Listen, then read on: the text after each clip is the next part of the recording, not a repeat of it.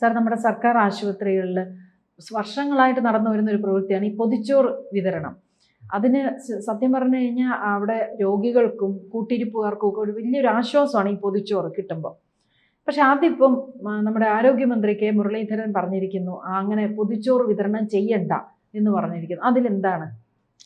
ഞാനിപ്പോൾ ഈ മുരളീധരൻ പറഞ്ഞതിനകത്ത് ചില കുഴപ്പങ്ങളൊക്കെ ഉണ്ട്.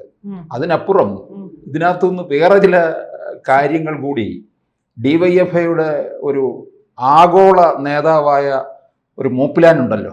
ഡിവൈഎഫ്ഐ എന്ന് പറഞ്ഞാൽ യൂത്തിൻ്റെതാണ്. അതിൻ്റെ ആഗോള നേതാവ് എന്ന് പറയുന്ന ഒരു മൂപ്പിലാനാണ്, നമ്മുടെ ഡബിൾ എ റഹീം. അദ്ദേഹം പറയുന്നത് എന്താണ്, ഈ പൊതിച്ചോറിന് പിന്നിൽ വലിയൊരു അധ്വാനമുണ്ട്. ആരാ ഈ പൊതിച്ചോറിന് പിന്നിൽ അധ്വാനിക്കുന്നത്? AKG സെന്ററിൽ അടുക്കളയുണ്ടോ?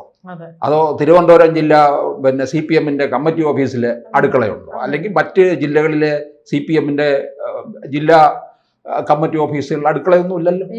ഇത് പൊതിച്ചോറ് ആവശ്യപ്പെട്ട് ചെല്ലുമ്പോൾ അത് കരുണാകരൻ്റെ ചിത്രം വെച്ചിട്ടുള്ള വീടായാലും മോദിയുടെ ചിത്രം വെച്ചിട്ടുള്ള വീടായാലും EMS-ന്റെ ചിത്രം വെച്ചിട്ടുള്ള വീടുകളായാൽ പോലും അവരിൽ നിന്നൊക്കെ തന്നെ 1, 2, 3 പൊതിച്ചോറ് കൊടുക്കാറുണ്ട്. എന്നിട്ട് ഇവര് ചെയ്യുന്ന എന്താണ്? ഇവരിതും കൊണ്ട് മുഴുവൻ ശേഖരിച്ച്, ഇവർക്ക് ഈ ഇരക്കാൻ നല്ല സാമർഥ്യമുള്ളവരാണ് ഈ CPM-ഉം DYFI എന്ന് പറയുന്നത്. പണ്ട് ബക്കറ്റ് കളക്ഷൻ ഉണ്ടായിരുന്നു, ബക്കറ്റും എടുത്ത് ഇറങ്ങുമായിരുന്നു. അതിനകത്ത് വിഴുങ്ങുന്നത് ലക്ഷങ്ങളാണ്. പിന്നെ എല്ലാത്തിലും വിഴുങ്ങുന്നുണ്ടെന്നുള്ളത് നമ്മൾ രക്തസാക്ഷി ഫണ്ടിൽ വരെ വിഴുങ്ങുന്നത് നമ്മൾ ഈ കഴിഞ്ഞ തെരഞ്ഞെടുപ്പ് സമയത്ത് വ്യക്തമായി ഒരു CPM-നകത്തുള്ള ഒരാൾ പറഞ്ഞ കാര്യവുമാണ്. അപ്പൊ ഇവിടെ നിന്നൊക്കെ ഇങ്ങനെ കിട്ടുന്ന പൊതിച്ചോറ് ശേഖരിച്ചിട്ട് ഇവരെന്ത് ചെയ്യുന്നു? കൊടിയൊക്കെ വെച്ച് കൊണ്ടുപോയി ആശുപത്രിയിൽ കൊടുക്കുന്നു. അപ്പം ഇത് കണ്ടിട്ടാണ് മുരളീധരന് ഈ DYFI-യുടെ ഒരു പെരുമ കണ്ടിട്ടാണ് മുരളീധരന് അസഹിഷ്ണുത ഉണ്ടായതെന്നാണ് പറയുന്നത്. DYFI ഒക്കെ ഇല്ലാതായി പോയില്ലേ? DYFI-യുടെ ആഗോള നേതാവ് എന്ന് പറഞ്ഞുകൊണ്ട് നടക്കുകയാണ്. നോക്കണേ, ഈ പൊതിച്ചോറെന്നൊക്കെ പറഞ്ഞു കഴിഞ്ഞാൽ, പൊതിച്ചോറെന്ന് പറഞ്ഞാൽ പെട്ടെന്ന് ഓർമ്മ വരുന്നത് നമ്മുടെ ഡോക്ടറെയാണ് കേട്ടോ, ഡോക്ടർ ചിന്തോ ജെറോം. പൊതിച്ചോറ് വീട്ടിൽ നിന്ന് ഉമ്മ കെട്ടിത്തരുന്ന പൊതിച്ചോറ്, അമ്മ കെട്ടിത്തരുന്ന പൊതിച്ചോറ്, അമ്മുമ്മ കെട്ടിത്തരുന്ന പൊതിച്ചോറ്, അപ്പൂപ്പൻ കെട്ടിത്തരുന്ന പൊതിച്ചോറ് എന്നൊക്കെ പറഞ്ഞ് കൊല്ലത്ത് വലിയ പ്രസംഗമൊക്കെ നടത്തിയ ഡോക്ടറാണ് ചിന്തോ ജെറോം. അപ്പൊ ഈ പൊതിച്ചോറിന് പിന്നിലുള്ള കഥയെക്കുറിച്ച് നമ്മൾ ആലോചിക്കണം. എത്രയോ പേര് വളരെ പ്രയാസപ്പെട്ട് അധ്വാനിച്ച് കിട്ടുന്ന തുക കൊണ്ട് കുടുംബം പുലർത്തുമ്പോൾ അതിൽ നിന്ന് 2, 3 പൊതിച്ചോറ് കെട്ടിക്കൊടുക്കുകയാണ്. എന്നിട്ട് അത് മുഴുവൻ ശേഖരിച്ച് അത് ഇവരുടെ ക്രെഡിറ്റിലാക്കി കൊണ്ടുപോവുകയാണ് ചെയ്യുന്നത്. എന്നിട്ട് പറയുന്നതോ DYFI കൊടുത്ത പൊതിച്ചോറ് കൊടുക്കുന്നത് നല്ലതാണ്. പക്ഷെ ഇതൊരു ഒരു കാരുണ്യമാണല്ലോ, കരുണ ചെയ്യലാണല്ലോ മറ്റുള്ളവർക്ക് ഭക്ഷണം കൊടുക്കുന്നത്. അന്നദാനം എന്ന് പറയുന്നത് മഹാദാനം തന്നെയാണ്. ഇവര് തന്നെ DYFI-യും CPM-ഉം ഒക്കെ ചെയ്ത എന്താണ്? ഹർത്താൽ നടത്തിയിട്ട് ക്യാൻസർ രോഗിയെ ആശുപത്രിയിൽ പോയ വാഹനം പോലും തടഞ്ഞവരല്ലേ ഈ DYFI-യും CPM-ഉം എന്ന് പറയുന്നത്. അപ്പൊ ഈ A റഹീമിന് ഇത് പറയാൻ യോഗ്യതയുണ്ടോ? ഈ A റഹീം എന്ന് പറയുന്നത് കേരള സർവകലാശാലയിലെ തമിഴ് വിഭാഗം പ്രൊഫസർ ഡോക്ടർ വിജയലക്ഷ്മിയുടെ ചെവിയിൽ ചെന്ന് തേച്ചു കുളിച്ചാൽ പോലും പോകാത്ത തരത്തിലുള്ള തെറി വാക്കുകൾ ഉപയോഗിച്ച മഹാനാണ് ഈ ഡബിൾ എ റഹീം എന്ന് പറയുന്നത്. ഇപ്പോഴും കേസ് നിലനിൽക്കുകയാണ്. ഡോക്ടർ വിജയലക്ഷ്മിയെ വിളിച്ച് ചോദിച്ചാൽ അറിയും, വിജയലക്ഷ്മി ഇപ്പോഴും ഈ റഹീം എന്ന് പറയുന്ന സാധനത്തിനെ പരമപുച്ഛത്തോടു കൂടിയാണ് സംസാരിക്കുന്നത്. കാരണം അവർ അറപ്പുളവാക്കുന്ന തെറി വാക്കുകളാണ് ഉപയോഗിച്ചത്. അപ്പൊ ഞാൻ ചോദിച്ചോട്ടെ, ഈ പൊതിച്ചോറ് കൊടുക്കുക അല്ലെങ്കിൽ വേറൊരാൾക്ക് പൈസ കൊടുത്ത് സഹായിക്കുക, ഇതൊക്കെ ഒരു കൈ കൊടുക്കുമ്പോഴേ മറ്റേ കൈ അറിയാതെ വേണം എന്നാണ് പറയുന്നത്. ഇതെന്താണ്? ഇത് കൊടി ഉയർത്തി. ശരിയാണ്, മെഡിക്കൽ കോളേജില്, ജില്ലാ ആശുപത്രികളിൽ, താലൂക്ക് ആശുപത്രികളിലും ഒക്കെ പൊതിച്ചോറ് കൊടുക്കുന്നുണ്ട്. ആയിക്കോട്ടെ, നല്ലത് തന്നെയാണ്, അത് വേണം, മറ്റുള്ളവരെ സഹായിക്കുക. പക്ഷേ അതേ തരത്തിൽ തന്നെ ഈ കൊള്ളരുതായ്മകളും ഉണ്ടെന്നുള്ളതാണ്. അപ്പൊ ഇതിന് മുരളീധരന്റെ മേൽ കുതിര കയറിയിരിക്കുന്നത് DYFI-യുടെ പെരുമയിൽ അസഹിഷ്ണുത പൂണ്ട് ആണ് എന്നുള്ളത്. ഒരു കാര്യം പറയുന്നത് ശരിയാണ്, ഈ പൊതിച്ചോറ് കൊടുത്ത വീടുകളിൽ നിന്ന് കിട്ടിയ വോട്ടിലൂടെയാണ് മുരളീധരന്റെ പാർട്ടിയിൽ നിന്ന് അധികാരത്തിൽ ഇരിക്കുന്നത്. അവരാരും പൊതിച്ചോറ് കൊടുത്തവരാരും രാഷ്ട്രീയം നോക്കിയില്ല. ഇത് എവിടേക്കാണ് ഇത് ചെല്ലുന്നത്?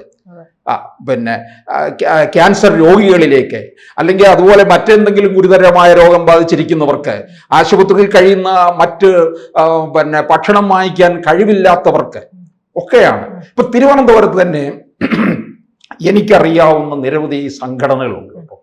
അവർ പൊതിച്ചോറ് ശേഖരിച്ച് കൊടുക്കുന്നുണ്ട്. അവർ ഈ കൊട്ടിഘോഷിക്കുന്നൊന്നുമില്ല. അപ്പൊ എന്താണ്, ഇവരാണ് ഇവരുടെ രാഷ്ട്രീയ വിശപ്പ് തീർക്കുന്നതിന് വേണ്ടിയിട്ടുള്ളതാണ് ഈ പൊതിച്ചോറ് എന്ന് പറയുന്ന ആയുധം. അതാണ് ഇപ്പോഴും ഞങ്ങളിത് ചെയ്യുന്നുണ്ട്, ഞങ്ങൾ തോറ്റു എന്നൊന്ന് പറഞ്ഞ് ഞങ്ങൾ പിന്മാറുന്നില്ല, ഇപ്പോഴും പൊതിച്ചോറ്. എന്തിനാണ്? ഇവരുടെ രാഷ്ട്രീയ വിശപ്പ് തീർക്കണം. അതിനുവേണ്ടിയാണ് മറ്റുള്ളവരെ അധ്വാനിക്കുന്നത്, അതിൽ നിന്നൊരു വിഹിതം വാങ്ങിച്ചു കൊണ്ടുപോയി അവരത് മാറ്റിവെക്കാൻ തയ്യാറാകുകയാണ്. അവർക്ക് കിട്ടുന്നത് ഒരു ദിവസം ഒരു തൊഴിലുറപ്പ് പദ്ധതിക്ക് പോയി കിട്ടുന്ന ഒരു തൊഴിലാളിയുടെ കിട്ടുന്ന വിഹിതത്തിൽ നിന്നാണ് 2 പൊതിച്ചോറോ 3 പൊതിച്ചോറോ അല്ലെങ്കിൽ 1 പൊതിച്ചോറോ ആയാൽ പോലും കൊടുക്കുന്നത്. ഇവിടെ സന്നദ്ധ സംഘടനകൾ നിരവധിയാണ്.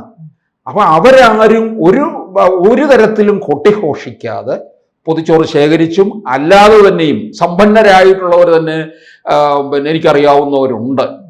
ഒരു 10ഓ 15ഓ പൊതിച്ചോറ് ഉണ്ടാക്കി അവര് എവിടെയെങ്കിലും ഇതുപോലെ നിർധനരായിട്ടുള്ളവരുടെ കൈകളിലേക്ക് അത് എത്തിച്ചു കൊടുക്കുന്നുണ്ട്.